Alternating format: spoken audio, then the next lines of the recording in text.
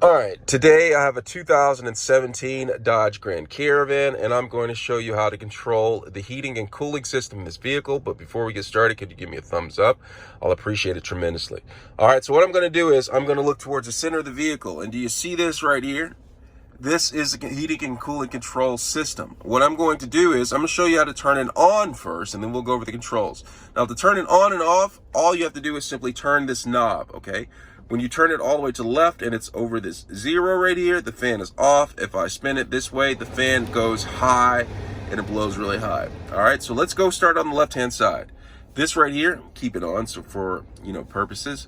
All right, you press this, it blows at your face. Press that, it blows at your face and your feet. Press that, it blows at your feet. All right, that's direction. Right here is the temperature control. I can go from cold, from that way, to hot this way. All right, now if you want the AC to turn on, make sure that this light is lit up right here. All right, cool.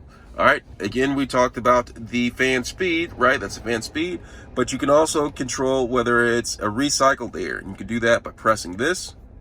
All right, press that, it recycles the air within the vehicle. All right, on this side right here, you can actually control the temperature on the right-hand side of the vehicle, passenger side, by adjusting it right here. All right, say for instance you like it a little bit warmer, you can adjust it that way.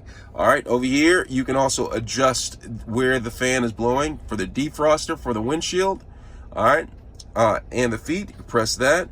Right here for the windshield, just the defrost or defog, press that. For the rear defroster, defogger, press that right there for the rear. All right, and then you also have rear controls. You can actually turn on the fans for the rear by spinning this right here to high. Can you hear it? All right, pretty cool. And then you can control the temperature in the rear. All right, so that's the temperature control in the vehicle. Let me know if you have any questions.